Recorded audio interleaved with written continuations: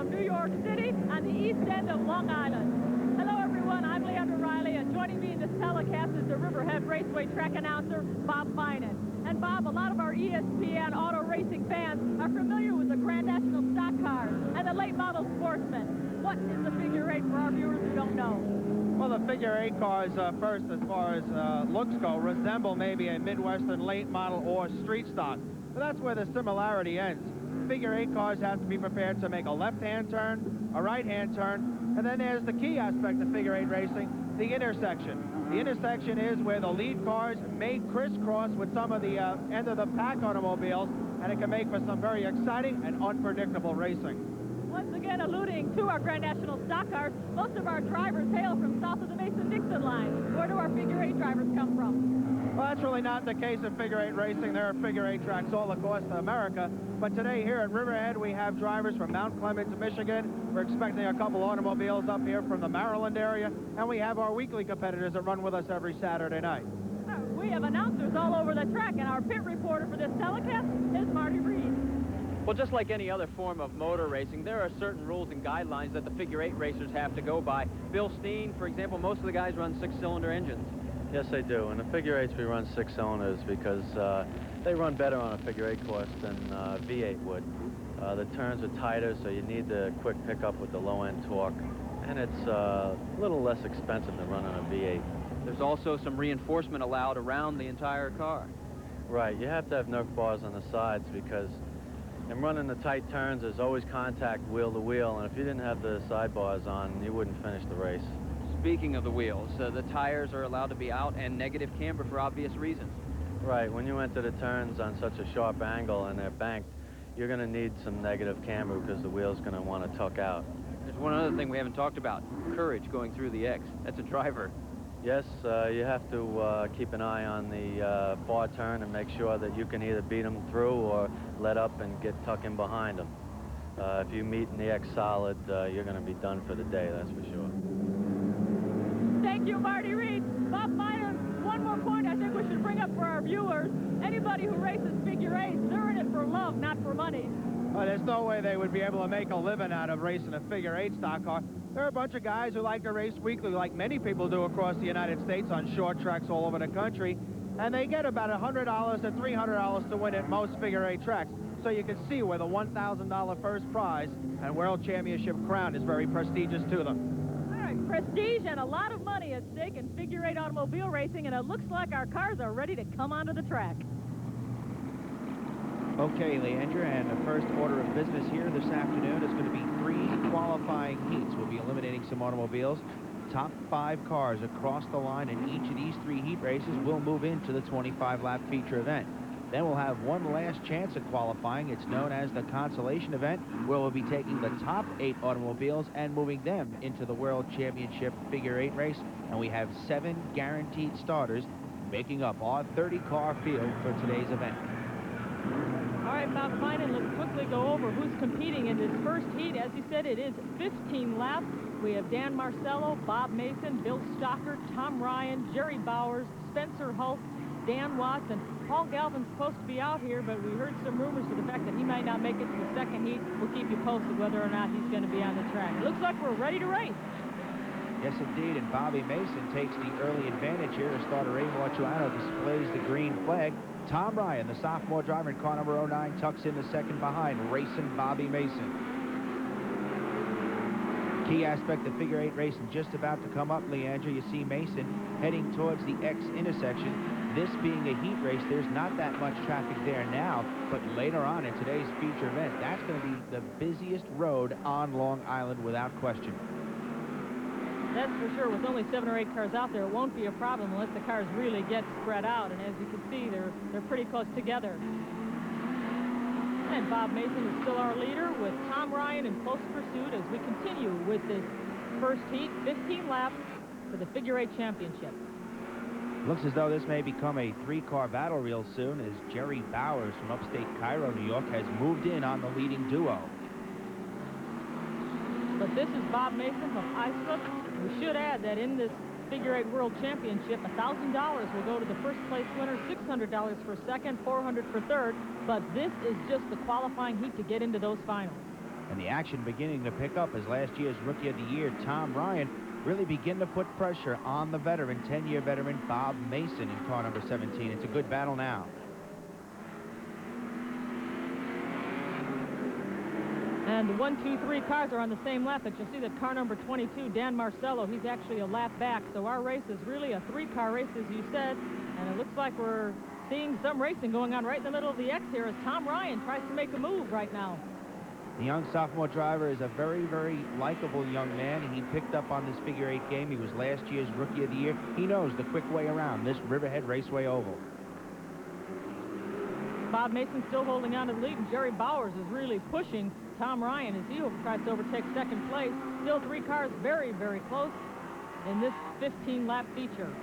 Bowers did not compete for most of the 1985 season, but this being the World Figure 8 Championship Day, Bowers has brought the number 49 down from upstate New York and is in contention right now for the win in heat number 1. He's making his move. Looks like he's got second. You know, Marty Reed brought out in the pits a little earlier that a lot of contact goes on in this non-contact sport. You can see why they need those bumpers. No doubt about it, the Nerf bars are the saving grace on these automobiles. They do bang into each other a little bit as they negotiate the left turn, the right turn, and of course the busy intersection as we have a change for the lead position. And Jerry Bowers is overtaken number 1. Jerry Bowers is our leader, and right now in second place it is Tom Ryan. And slipping down to third is Bob Mason. But Bowers holds the lead. That was a bad move there by Tom Ryan. He took the turn wide and gave Bowers a little bit more space up front. Well, Bowers used to do this steadily many years ago. He's about a 12-year veteran in this sport, and he knows the quick way around a figure 8 track as well. All right, we have a spin-out. You can't see it right now, but Dan Marcello in the 22 car has been red flagged, so everybody has to stop. And while they are stopping, we are going to take a pause for a commercial message. Once again, recapping, Jerry Bowers, our leader in this first heat feature. Stay with us here in Riverhead, Long Island. This ESPN event is brought to you by Bud Light, the light beer with the first name in taste. Everything else is just a light. If you just ask for a light beer, I'll have a light. you never know what you'll get. That's me packing the car. Best vacation ever. Here's Rock City, Texas, L.A., all in 3 days. Bud Light. Here I am in Death Valley. That's me looking for water. So if you want the less filling light beer with the first name and taste, Wait, there's more. ask for Bud Light, because everything else Give me a light. is just a light. That's me packing the car. Best vacation. Now, the home gym that treats your body to a 9-station workout. Trim Track. Durable, no-nonsense construction. Yet Trim Track can be yours on this special TV offer for just $39.95. It's a rowing machine. Perfect exercise for flattening the tummy. And you'll love quality touches like the padded seat and smooth as silk track action. The padded footlock is perfect for sit-ups. Gives you a trim, tight waistline. Hop on your knees for arm curls. Does miracles for arms and neck and chin. Trim Track. It's the fast track to the slender, younger figure you've been dreaming of. Just $39.95. Have your credit card ready and call now. Here's how to order. To order your Trim Track, call toll-free 1-800-228-6333 or send $39.95 plus $5 for shipping and handling to Trim Track, Department 35, Canton, Ohio 44750, or call 1-800-228-6333. And welcome back to Figure 8 Racing. I'm Leandra Riley along with Bob Finan, and we're about 5 laps from the finish, Bob. Jerry Bowers has taken over the command position here in the first heat, and ever since he's been out front, he's been able to keep Tom Ryan at bay as they wind down with just about 4 laps remaining right now in this heat race event. As you saw right before we went to our commercial break, Dan Marcello did have to leave the track, but that did not affect our top 3 drivers. Jerry Bowers, the leader, followed by Tom Ryan and Bob Mason. Marcello will get one more opportunity to qualify, as we mentioned earlier, Leandra. He'll be running in the consolation event. Right now, 2 groups of cars on the raceway battling for position. Bowers and Ryan continue to battle for the lead. And further back, Bob Mason has his hands full with Bill Stockert and Dan Watts Jr. as 2 separate battles on the raceway. We should add that Paul Galvin was scheduled to compete in this heat. He will be in the second heat instead. But right now, the story is Jerry Bowers and Tom Ryan as they are 1 and 2 in this race at Riverhead. I think Ryan may just be content to sit back as they get the white flag from starter Ray Mortuano. I don't think he wants to push the issue. He's in second position, and he will be in the World Championship figure 8 race. So I think he's just pretty much going to sit back and let Bowers go the rest of the way to victory. All right, you saw the white flag. The final lap is underway, and the checkered flag will go to Jerry Bowers as he goes back to the pits after he gets a checker flag in his victory lap to tweak his car for the championship final. And there's one happy Jerry Bowers, the winner here of heat number 1 in the figure 8 championship qualifying finals. This is the 22nd annual figure 8 championship stock car race. We should add it has been up in Islip, New York. This is the first year it's been at Riverhead. Yes, the World Championship figure 8 race used to be held at the world-famous Islip Speedway, but after the 1984 season was completed, Leandra, the property was sold at Islip Speedway, and unfortunately, the 1/5 of a mile oval no longer exists as a racetrack. And Jerry Bowers has been handed the checkered flag. The crowd is happy to see this man from Cairo, New York, win heat number 1. We'll see him again in the finals. Stay with us.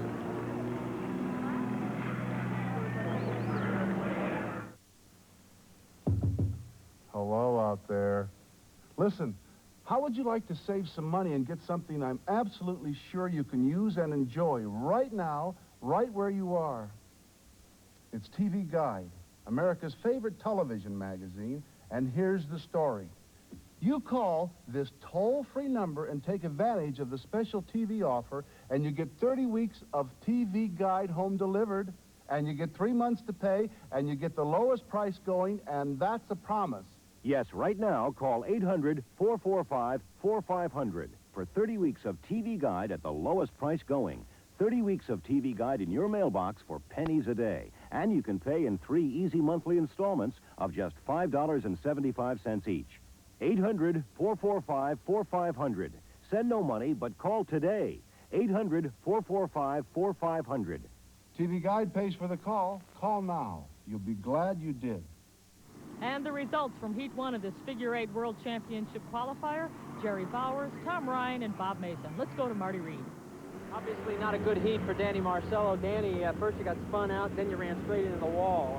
This is not an everyday occurrence for you, is it? No, it's not an everyday occurrence. They made me put regular street tires on the car. Why? Because you're running a V8? Yeah. Yeah, it's very hard to make the car run like that. Very So, hard to make it handle.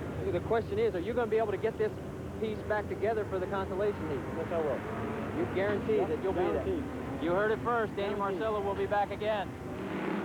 Danny Marcello, one of the few drivers who did not finish in Heat 1. We should have that Bill Stockard and Dan Watts Jr. did qualify for the finals. Now we are on Heat number 2, and you're looking at Tom Kraft. He is our leader in this 15-lap feature.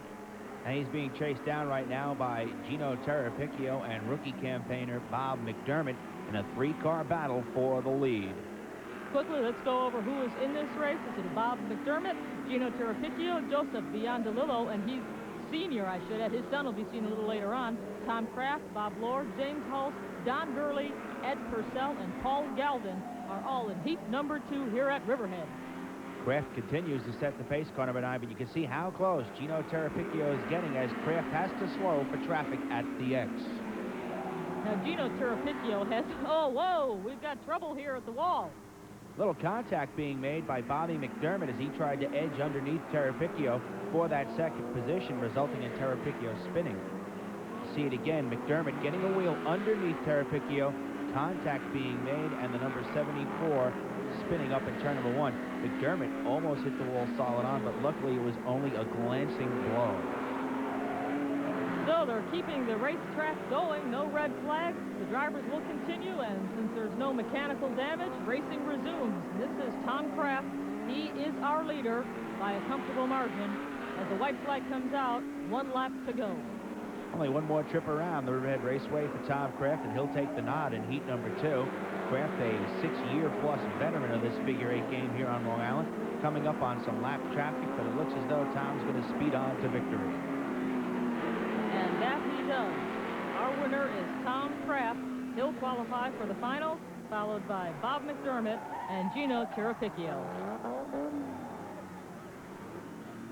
Unfortunate set of circumstances between McDermott and Terrapicchio Leandro, because off the racetrack, they're very good friends. And there you see the results. Tom Kraft driving the number 9 car is our winner, followed by Bob McDermott, Gino Terrapicchio. Ed Purcell also qualifies, as does Dan Gurley. There's Tom Kraft and his Georgie Porgy's Mustang taking his victory lap. A happy gentleman right now. He'll be a lot happier if he can repeat that later on in the feature event. And you saw Marty Reed talk to this man. This is the Marcello car that did not finish in heat number 1. They're trying to get ready for the consolation, and while they're working on that car, we're going to work on a timeout. When we come back, we will third heat of the Figure 8 Championship.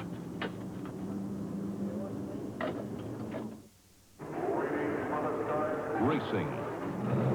From the inside, no one covers it like AutoWeek. AutoWeek makes you an insider at the world's great race circuits every week. In the pits, behind the scenes, even in the cockpit with racing driver columnists in Formula One, NASCAR, and kart. Inside coverage just days after the race.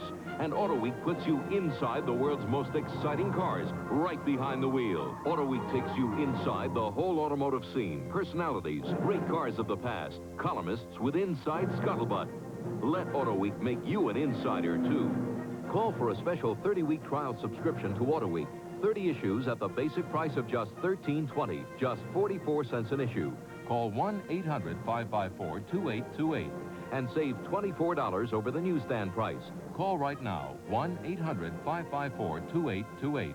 Let AutoWeek make you an insider, too. We are back, and this is elimination heat number 3, and there you see the white flag is out with Dan Avondette out in front by a lot. Danny Avondette, a former champion at the old Isom Speedway, showing his wares here today. He has a 10-car advantage over the rest of the pack. Ralph Tasso, Paul Gordewald, John Zell, Bill Steen, the top runners in this as we see the checkered flag come out in the third and final qualifying heat for the finals. Nice job done by the veteran, Danny Avondette. A tire out of the track. Somebody's finishing on 3 wheels. It looks like it's Andy Rohde. Andy Rohde finishing the race on 3 wheels. He's in the number 8 car. What a trooper. Fine job of driving by Andy Rohde. He came out of the third and fourth turn, minus 1 wheel, but that did not deter Andy from taking the checkered flag, although he did have to do it on 3 wheels. That's no easy task at all. And the rest of the drivers had to cope with that stray wheel rolling around. They didn't want to hit that wheel and maybe break something on their automobile. So Avondette is our winner. Does a fine job. And now you see Andy Rohde dejected as he goes chasing his tire down. There you see the number 8 car. He lost the right rear wheel, as evidenced by the fact that the other wheels are still on. And the PA announcer was asking him if he was able to drive in the Conti, and he said, nope, I'm finished. I'm washed up, folks. I don't know, maybe Andy's pit crew might have something to say about that, but Andy says no go. All right, we'll be back because Figure 8 racing continues here on ESPN. Still to come, the consolation finals and, of course, the championship. In just a few seconds, you're going to hear about the biggest offer Time magazine has ever made, including a fantastic free gift. So stay right where you are, and I'll be back to tell you how to get it all. You like to keep up with what's going on in the world, don't you? You bet. Well, if you call this toll-free number, you get Time magazine for more than 40% off the cover price. Well, sounds good to me. I'll take it. I'm not through. You actually get that discount for half a year. 27 issues. So you know what's going on in the world. In the nation, with politics, interesting people, the latest movies, your health, and technology. And you get it with all the color and insight only Time can deliver, so you really understand what's going on. That's for me. I'll take it. Not yet. You get free home delivery. Great. I'll call. Not so fast. Wait to see this. What? The Time 35mm camera. It's free with your paid subscription. You gotta be kidding. No, we're not. It has a 50mm fixed focus lens and a range of exposure settings, so you'll take great pictures. I'll take it. Wait. It comes with a protective lens cap and a neck strap. Terrific. And that's not all. You even get a handsome carrying case and a full-color guide to better picture taking. And all you have to do is call 1-800-221-3200. Now? Now. That's 27 issues of Time for more than 40% off, a free 35mm camera, lens cap, strap, carrying case, and photo guide, all for 4 easy payments of just $7.49. Hello? I'll take it. Hi, I'm Jenny, one of the operators here at Time, standing by to take your order. Call now and get this amazing offer. Time at over 40% off the cover price, and the Time 35mm camera free. But hurry, an offer this good won't be around forever. The consolation heat of these Figure 8 World Championships is about to get underway. We have 11 cars in this consolation final. We should add that Andy Rohde had the tire put back on the number 8 car. He's back in competition. And Dan Marcello's pit crew put his car back together. They're racing. Well, it shows you how important pit crews are in any aspect of automobile racing. 2 cars that people thought may not be back on the track, but back out as the green flag flies for the consolation event. James Holton, the 97 car, was our pole sitter. I should add that the order was drawn out of a hat. It was strictly random how these cars lined up for the pole today. So you had to have a little luck picking out of the hat earlier here this morning as Spencer Hulse takes the lead, and Andy Rohde, despite his misfortune in the heat race, is battling for second. Riverhead Raceway is pretty much a 6-cylinder 250 cubic inch racetrack, but they did allow the 8 cylinders in for this one, didn't it? Well, the Figure 8's weekly here, Leandra, as you mentioned, the limitation is 250 cubic inch with a 6-cylinder motor. However, for this World Championship event, since many of the tracks across the country do run... Oh, wait, Andy Rohde lost that tire again. Number 8 car. We saw it come off in the earlier qualifying heats, and it just came off in the consolations. Andy Rohde once again losing that right rear tire. Well, apparently his pit crew thought they had the problem cured. However, the tire again removing itself from Andy Rohde's automobile, and I think this is going to be the final blow on his afternoon. However, his wheel continues. In fact, the wheel has done more time on the racetrack than the car here today.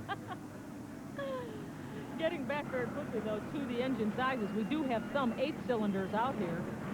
They are allowed, but you said because of these tight turns, yeah, they prefer the 6 cylinders. The 6 cylinders are a lot easier to work with on a short track like this. A lot of the tracks across the country are bigger, and that's why they use 8 cylinders. All right, let's go to Marty Reed while Andy Reed calls it a day. Tommy, a nice run there in the heat. Thank you. It was a long race. Seemed like it would never end. Looks like the car is handling very, very well. Yeah, well, we got bent up pretty good Saturday night. We worked on it all night Saturday night and all day yesterday. We finished it up this morning. We got here late. Went out and practiced. We got things straightened out a little bit. We put some new tires on. It seems to be okay. It certainly does. Good luck in the final. Thank you. And we are back racing here in heat number 3. As you saw Tom Kraft, the winner of heat number 2, talking with Marty Reed. Our leader right now is James Holt, car number 97. Jimmy debuted this car late in the 1985 season here at Riverhead, and he hasn't had much time to work out the new car bugs, as they call them. But right now, it looks as though he's done a fine job in doing just that as he leads the consi. All right, for the first time this afternoon, we're seeing the importance of the intersection here at the X. The cars, since there are 11 in this heat, are a little bit more spread out, so the drivers have to watch the intersection. Not only do they have to worry about the driver behind them, but now they do have to start worrying about the X intersection as Hulse is beginning to lap slower automobiles as well. And that always adds to the confusion. White flag down for Jimmy Hulse just one more time around, and he'll have the checkered flag here in the consi. But more important than that, he'll be in the World Championship Figure 8 race. And Jimmy Hulse will drive by our starter, Ray Mortuano, and pick up the checkered flag for his victory lap. Well-deserved performance by Jimmy Hulse here at Riverhead Raceway. And with that win, I think Jim's confidence about his chances of getting a good finish in the World Championship event might be increased. As I mentioned earlier, Jim debuting this car late in the season, but it looks as though things are starting to shape up on that number 97 automobile. There's Jim taking down the net, taking off his helmet so the fans can see his face. There he gets the flag from Ray. Should add that Ray Mortuano is retiring after this year, and he's a very popular starter here at Riverhead Raceway, and we're going to miss him. Absolutely. Ray's the very best in his trade, and Jim takes the traditional victory lap. And the result of this consolation heat, Jimmy Hulse the winner, Spencer Hulse second, Bob Lohr driving the 57 car finishes in 3rd place. And these are the cars that are getting ready for the final. They're moving out onto the track as we will see over 30 cars going through the figure eight. But Marty Reed is standing by with a three-wheeler. Andy, all I can say is you lied. You said you weren't going to make it back for the consolation. Got a few friends that just want me to stay in the pits. They wanted me to get out there and do my thing.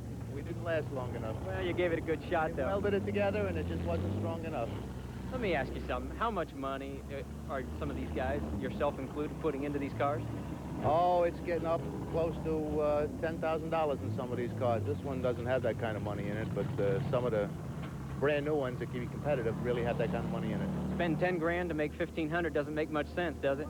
Well, it doesn't make much sense if you've been doing it for a long time, but if you're interested in going someplace and racing, that's the dues you pay to get there. Only when it's all over do you know whether it's worth it or not, but you got to play the game. You'll be back again? We'll be back again. This time we got to come back with new stuff. We can't do it with the old stuff. I'd like to see Andy Rohde out here with three wheels. He was a fight to the finish. All right, as you can see, the cars are lined up for the start of this World Championship Figure 8 Finals. Ray Marciano sprints off the track, and Gino Terrapicchio has the pole, with Ralph Tasso also on the front row.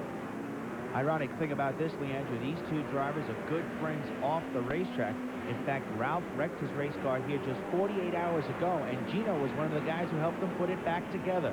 And already we see two cars that had to head to the infield to escape the traffic. Remember, there's 31 cars out here that started, and it's very, very crowded.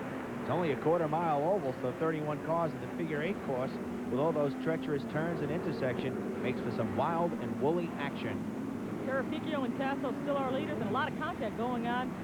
I think I saw somebody lose a wheel. Oh, we got a near miss right there. Is very early on. Traffic begins to spread out, and watch out, that X is going to become one of the busiest roads in America. No problems there, though, as Tasso, Terrapicchio are now being chased down by George Brown. One of our drivers from Michigan, Bobby Bells, car number 37, has worked his way up towards the front. Terrapicchio still our leader, and car number 74, Ralph Tasso, number 19. And the cars are getting to be quite spread out. There's number 19, Ralph Tasso. Looks like his lead is widened a little bit. You've got to explain those flags that are on Terrapicchio's car. What are those about? That's a long tradition with the Terrapicchio family. Gino is a second-generation driver, as I think we have some problems up in turn number 1. We'll get back to that. That's right. We have a collision up there. Johnny Zell, way up in the air, and right underneath him is Fred Lemack. Zell, a mailman by trade, and looks as though he wanted to do a little air mail here in the World Championship Figure 8 event. Both drivers unstrapping from the automobile. I think Fred Lemack's a little upset, Leandra. There he is, climbing out of the number 1 car, pointing his finger. Oh. He's really mad. Ooh. Shows off a little soccer form there. Tough sport to be playing soccer and against iron. All right, keep your eye in the upper right-hand corner of your screen. There you'll see where the mishap takes place. A couple of cars getting out of shape.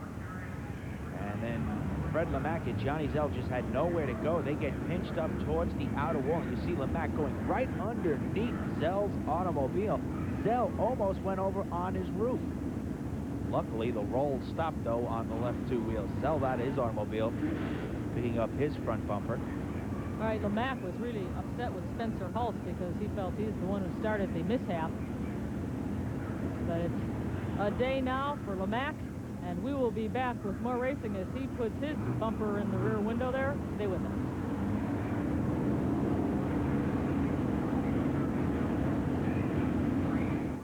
If you're an investor, here's an important telephone number from Charles Schwab and an important message. I worked hard for my money, and I want my money's worth when I buy or sell stocks. That's why I use Charles Schwab, the #1 discount broker. I make my own investment decisions, so I like Schwab's policy of no sales pressure, no advice, and no passing judgment on my buy or sell decisions. I like saving up to 76% on commissions compared to what full commission brokers charge. And I like getting services you wouldn't expect from a discount broker. Fast, accurate transactions, clear monthly statements. I'd say I get more than my money's worth with Charles Schwab. I'm Charles Schwab. You'll like our low commissions, our convenience, and our quality service. That's a promise. For a free booklet telling what Schwab Discount Brokerage can do for you, call 800-372-3000 toll-free. That's 800-372-3000.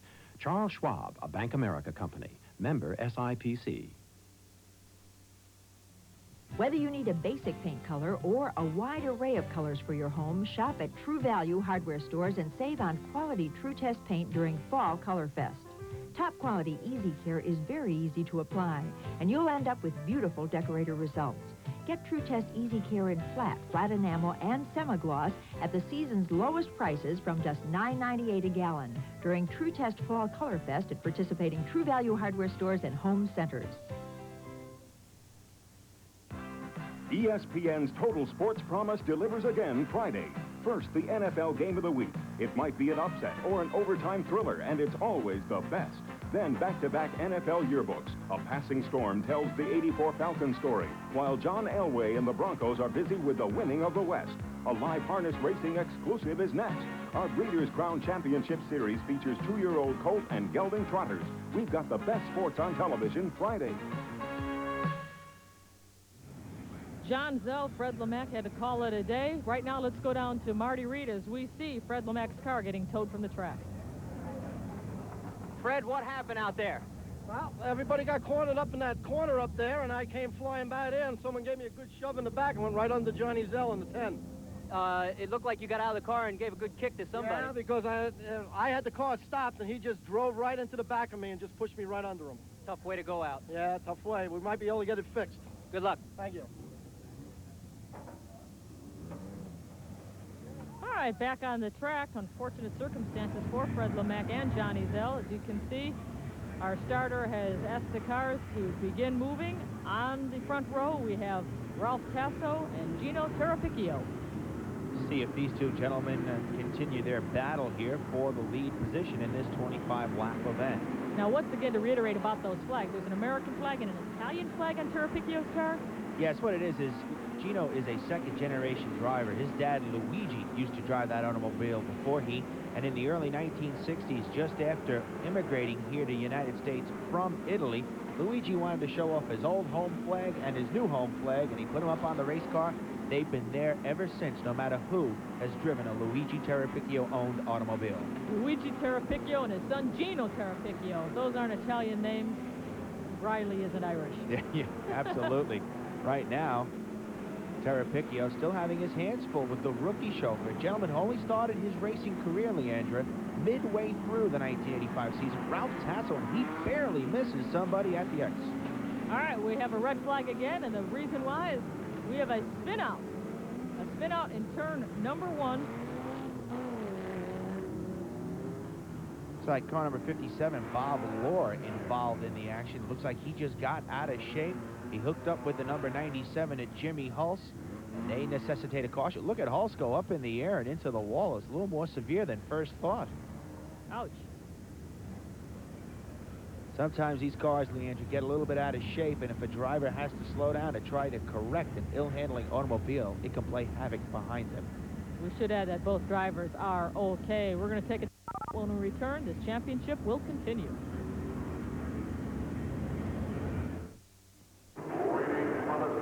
Racing. From the inside, no one covers it like AutoWeek. AutoWeek makes you an insider at the world's great race circuits every week. In the pits, behind the scenes, even in the cockpit with racing driver columnists in Formula One, NASCAR, and kart. Inside coverage just days after the race.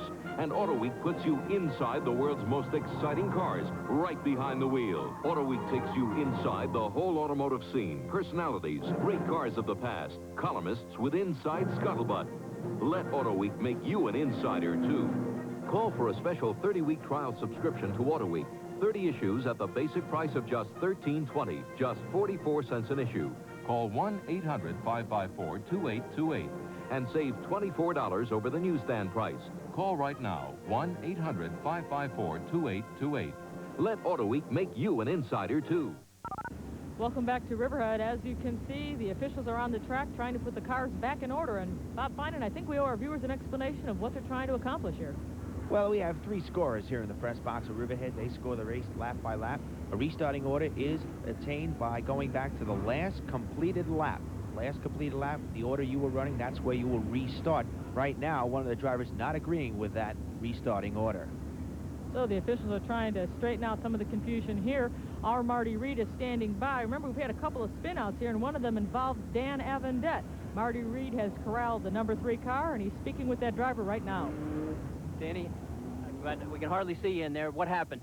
Well, there was traffic up in the 4th turn coming out, and we kind of tangled. I had no place to go. So I ran into somebody, and I bent the upper A-frame, so we're trying to straighten it out now to get back out there. You think you'll be able to get it? Yeah, we'll get back out there. We'll give it a shot. You can see the flames are firing everywhere as they're trying to put this car back together.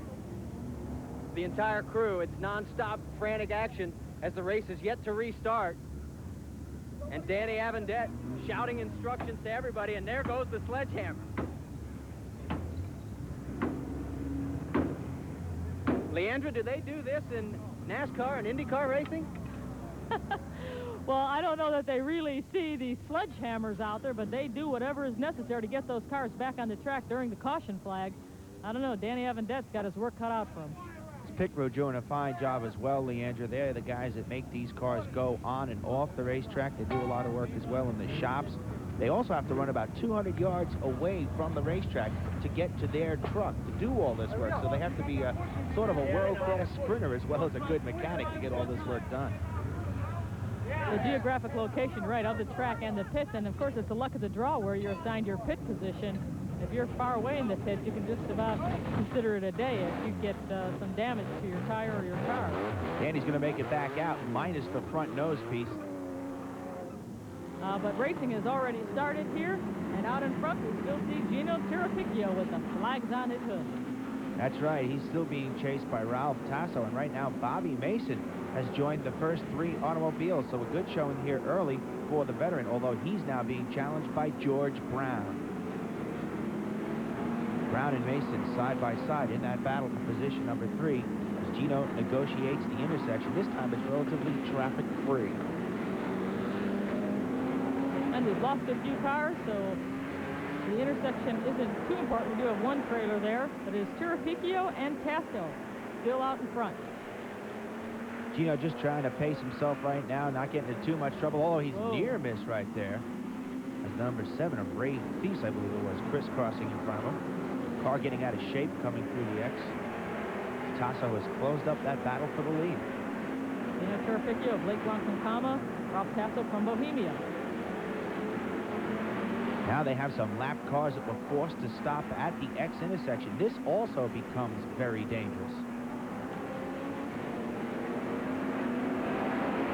Cars everywhere right now on this racetrack. There's a little spinning and a little stopping at the X has made it a little hairy, if you will, out there. Right now, the leaders coming up to lap Spencer Hulse, and a car stopped at the X, Paul Galvin, car number 53. You know, Marty had asked me about the NASCAR. So we have a collision here. Turn number 4. It's involving car number 37, Bob Bells.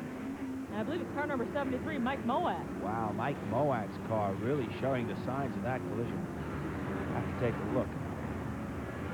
Right at the left top of your screen, you can see the spin out there. There's Moat. And car number 11, Paul Grotewald, also involved. And Tom Kraft just barely slipping by in car number 9. Good piece of driving by Kraft. And there you see Bob Bells from Spartan Speedway. He's leaving the track. Mike Moat from Mount Clemens, Michigan. So we've got a couple of drivers from Michigan who drove all the way to New York to get in an accident. They have to leave the racetrack at the same time, and I bet you they don't even do that much out there at the Flat Rock Speedway or Spartan Speedway, where they usually compete. So once again, we have the cars lining up, and our Marty Reed is in the pit with another interview, more information on this race. Mount Clemens, Michigan is the home of Shirley Muldowney and drag racing. It also happens to be the home of Mike Moat. Mike, it's been a long haul for you all the way here to Long Island, and it looks pretty bad right now. Well, we're going to try and get it straightened out. Right now I got a couple guys from other crews. They've been pretty good to us here as far as jumping in and trying to give us a hand, make sure we're running. While we're talking here, the front end is going up. The rear end also needs work. Is it hopeless, or is it one of these situations, never give up? Never give up. Definitely never give up. We're going to try and go for it. If they can get me back out there, I'm going to just run as hard as I can. The pride of Mount Clemens, Michigan, as the crew thrashes away. Thank you, Marty Reed. And the cars are lining up, but it looks like Danny Marcello isn't exactly happy with the order of go here. He's pulled out of the formation, and what's he doing? Danny is very upset right now about something spinning around. Danny did not take the initial green flag, and I do believe the officials are not going to let him compete. He must take the initial green flag, and Danny's really putting some miles on those back tires right now. He's upset. Is he just doing this to show anger? Is that... I think that's about what he's doing. It's his form of protest right now about not being allowed to compete. Now he starts to move the car. Maybe he's going to go off the racetrack, although he is not heading towards the exit ramp. So he's out of the race, as I understand it. He's not allowed to line up at the back of the pack at all. No, he's out of there. You must take the initial green flag. If you don't take the initial green flag, you're not in the race. And here we see Dan Avendette is back in the racetrack. Oh, no, he's leaving the racetrack. Danny now feeling he more came problems. back on. Yeah. Had to have his A-frame straightened out. Evidently, there's some more malfunctions, but Danny Marcello still... And Marcello is just going to drive around the racetrack, Leandra. That's what it looks like to me. Somebody's going to have to stop him. How? This is a I tough have no predicament. idea. Here's the starter going up to him and chastising. This is Ray Marciano. Oh, he's pulling the wires. Oh, he's pulling all the electronic and the spark plug wires out. Look at Marciano. I don't believe this. Look at this. I don't believe Holy it. mackerel. You're going to miss Marciano. He's retired. You know, Ray has been doing this for a long time, Leandra, and this has to be one of the most obscene things he's ever had to do. I think we're going to have a tough exchange of words here. Marciano and Marcello yelling at each other. Danny's had a temper all through his racing career. Big Bob O'Rourke, racing director here on Long Island, out there with his van. He weighs some 450 pounds. I don't think Danny wants to mess with him. No, I would. Marciano's telling Marcello to get out of here. Marciano, I think, called for the tow truck to pull him out of here. This was a hockey game. He would have gotten a 10-minute misconduct and a game misconduct by now. Possibly a game injection. The Medal of Valor goes to Marciano for reaching in there and grabbing the wires. You know, I'll tell you Here something. we go. We're now. They both out there Italian up. Look out. Welcome to boxing at Riverhead Raceway. Danny's really upset. I've never seen Danny this upset. Security now on the racetrack. Chief security here out on the racetrack. He's a little bigger than Danny, so maybe Danny will listen to him. And the tow truck has removed Marcello's car, and security is escorting Mr. Marcello from the track. One of the wildest things I've ever seen in 15 years of the figure 8 racing that I've been witnessing, so. I know it gets hot at the X intersection there, but look at this. Now he's arguing with Chief Steward Walter Etzel is Mr. Marcello. The Chief Steward is what the referee is to a boxing match or a hockey game. And that's Walt Etzel's job right now, and he's telling Danny Marcello, look, you didn't take the green flag, you can't run the race. But Marcello obviously feels that explanation's not good enough. Right now we have Ralph Tasso. Where's he going? He was on the front. Oh, the rookie campaigner.